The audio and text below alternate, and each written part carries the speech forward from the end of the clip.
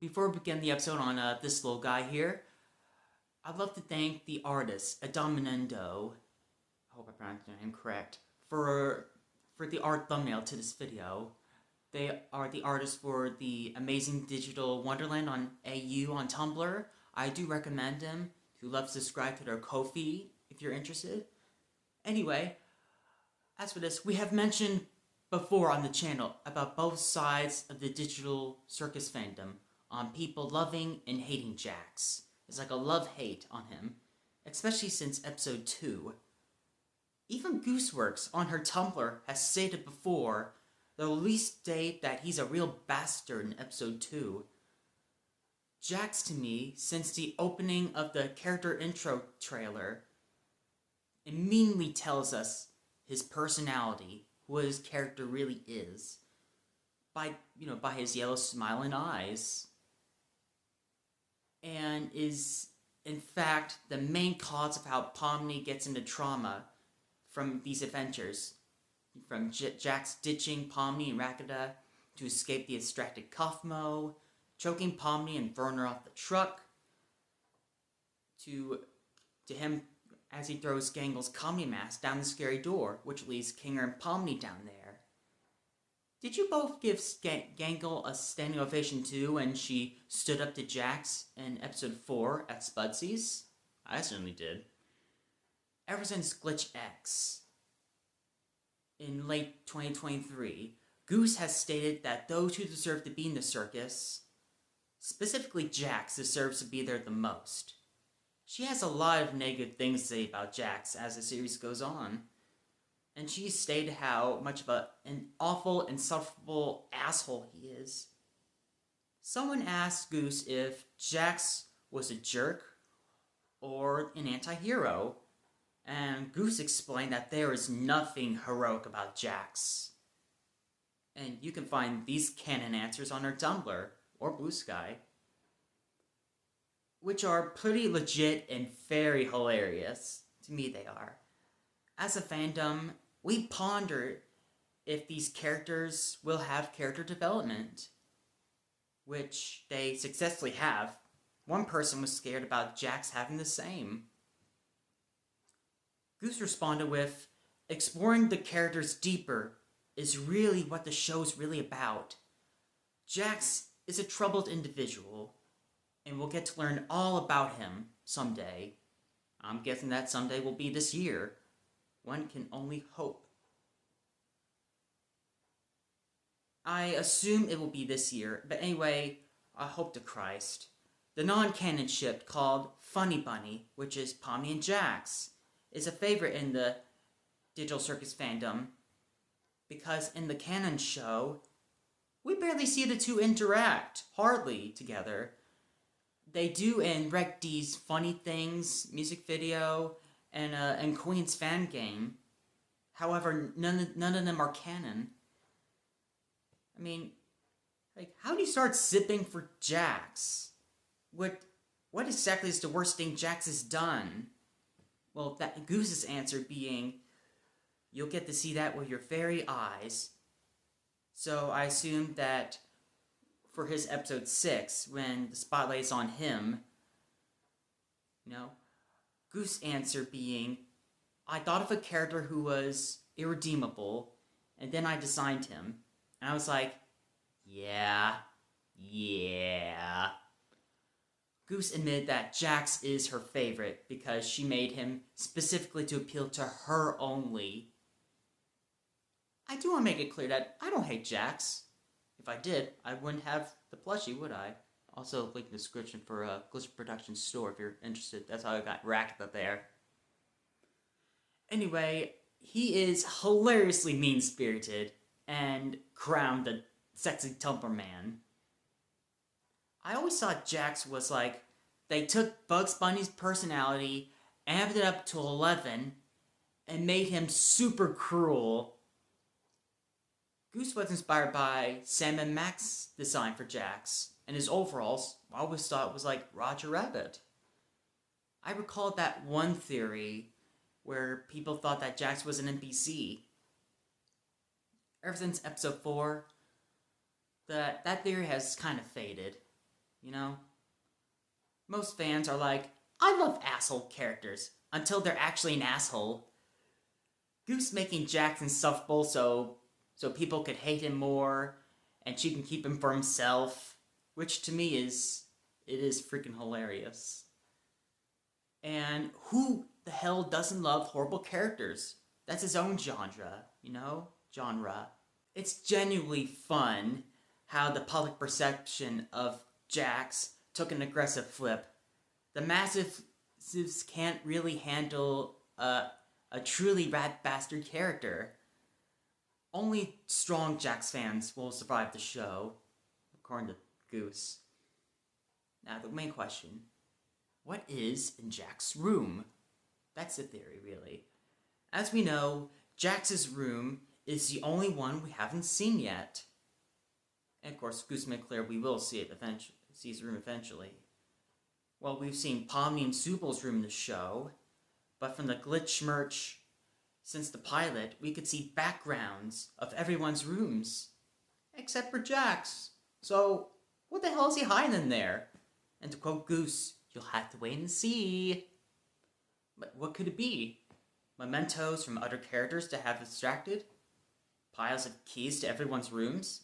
Possibly with notes to where they're from? Photos of him with controversial YouTubers? Probably the content farmers, perhaps. Anyway, another reason why episode 3 is my favorite.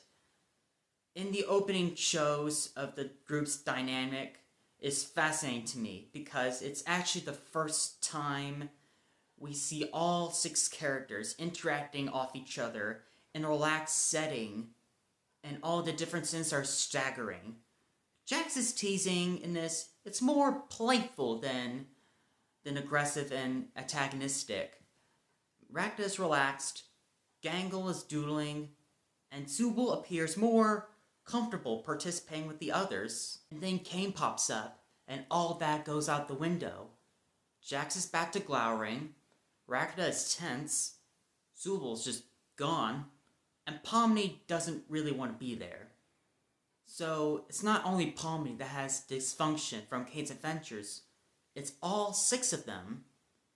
These adventures cause Jax to lash out, Ragda overcompensates, she becomes like an overbearing mother, talking down to everyone like a child. Pomni, Gangle, and Kinger dissociate completely. Did anyone else feel like Jax was trying to reach out more to the others in episode 4? Anyone? Before Gangle freaks him out with the threat of a punishment, he is his usual jerk self. Oh no! It looks like I've taken Ragatha and dropped her in the deep fryer. Oh, no. We can't have anything like that going on around here. What are you gonna do about it, though? I'm calling up our management. Hello? Hey, Kane. We're having a bit of an issue with the employees, and I was wondering if you could maybe have a punishment waiting for them at the end of the day if they do a terrible job. Wait, why would you do this? It's called a manic episode, and you're getting 3 more seasons. Anyway. Then he tries to have a casual, relaxed conversation with Subel about the situation. No sarcasm and no mean comments. He tries to downplay the threat from earlier and seems to want them to agree with him that Kane wouldn't actually do anything malicious. Subel, out of everyone, has 0 patience for Jax, so he doesn't get any reassurance from them. So you're just, actually doing the job? Yeah, I don't want Kane to punish me. Kane's not gonna do anything malicious. It's not in his nature. You really want to find out? The only thing holding Kane back is the fact that he likes us. I wouldn't push it. That's rich coming from you.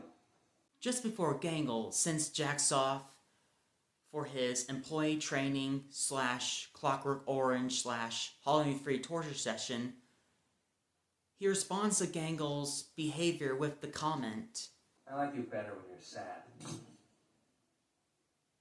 that could just be him being cruel and saying that he likes it better when Gangle's easy to pick on and stops her from standing up to him. But considering he always goes out of his way to break her comedy mask at every opportunity, it could be that he simply prefers when she is her authentic self and not putting on some fake act. Looking at Jax's face when he's saying it, he isn't grinning or making any other mocking expression. He just looks tired and doesn't want to be there. When he encounters drunken Rakitha, Jax asks her if she can move, despite that he can easily walk over her with his long legs. And he does. He gets another hard blow when the nicest person in the room says, I hate you, but I don't want you to hate me. Is that weird? You're drunk or something. he tries to do the same with Pomni, what he attempted to do with Zubul earlier, have a relaxed, casual conversation about things without signs of sarcasm or teasing. Pomni herself is taken aback and doesn't know what to make of it, suspecting probably that he's just trying to trick her in some way. After a long, unpleasant day of nothing going his way, and constantly being reminded how much everyone dislikes him, he's too tired to keep up his act, and seeks a genuine conversation from the one person whom he hasn't interacted with throughout the entire adventure. Jax's previous cruelty is now a barrier stopping him from connecting with the others, even when he actually wants to. How you doing? Everything's been... I'm doing fine. Wish I could say the same. Jax, there's dishes back here. You got time to lean, you got time to clean. God. I'm on it. Later, Pomni.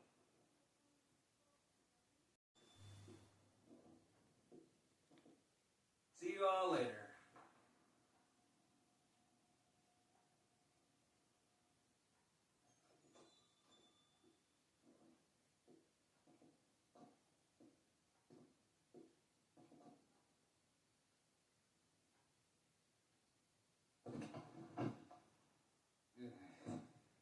Jax makes one last effort to pretend everything is normal and get back to his usual persona. But the second he's out that door and out of sight, the frustration is clear as crystal. When Gooseworx said that people who want to see Jax get worse will enjoy what they have planned, maybe she didn't mean Jax would get more evil, but she meant his mental health would begin to sink as his bully persona he hides starts to break down. Jax is starting to realize how isolated he is making himself. There's been a couple of instances where the series shows the fans that Jax is being affected by the circus more than he lets on. And they were really focused on during this episode.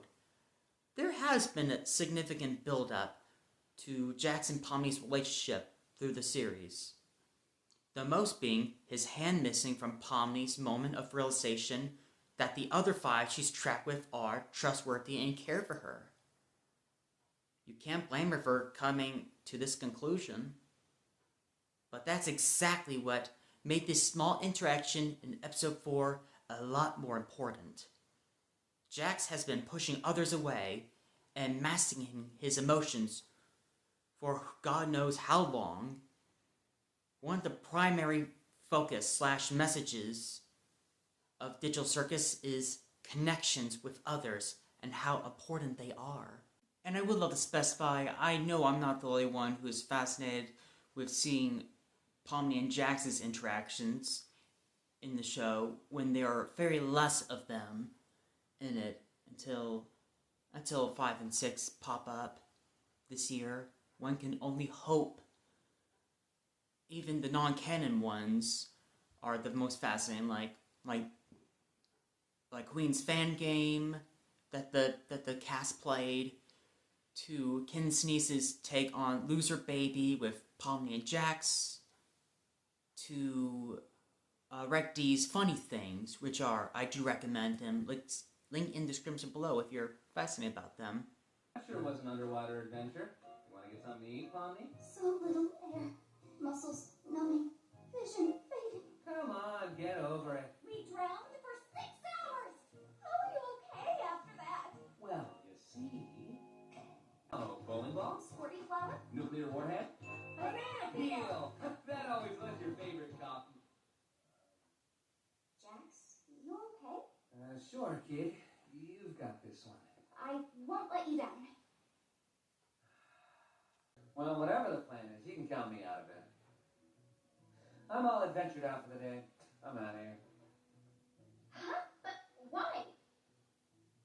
If we don't stop him, he'll be attacking us until we're all glitching, or worse. Yeah, that sucks. Why should I care? You can't just leave again. Sure I can. Watch me. But you... A little help here? He's just standing and watching you. Menacingly. Now why should I? This isn't very fun. Didn't you say you'd help? I said I might help, not that I will help. But I... Ugh. Why are you like this? Why are you such a jerk to people? Jax? Crap! Oh, we ought to put a bell on you if you're gonna sneak up on people like that. Jeez. Are you okay? I'm just fine. Besides, why do you care? I guess you just haven't been acting like your normal prankster self. Have you guys seen... Hopefully Goose... Luckily she didn't spoil too much of episode 5 and 6, which will both main... Jax and Rakda both will be sharing that spotlight equally, while Rakda is the silly before the storm right here. And other thing with Goose's Blue Sky and Tumblr answers, whenever fans would ask her about the show, she would put up quotes that, I don't know if they're true or not. I would see them go like, lines like, democracy sucks, to, is that a reference to something, or not anymore, to, I'm just being here. I don't know if whether or not she's telling the truth or lying, and I'll never find out until this year, but I'm so very interested. Anyway, thank you all for watching. I'm just fascinated with this character, and this how much a special episode this was. The thumbnail and the background set and the setting environment here. Oh, also, don't get too close to him. He looks feral. I'm gonna get ya. I'm gonna get ya. I'm gonna get ya.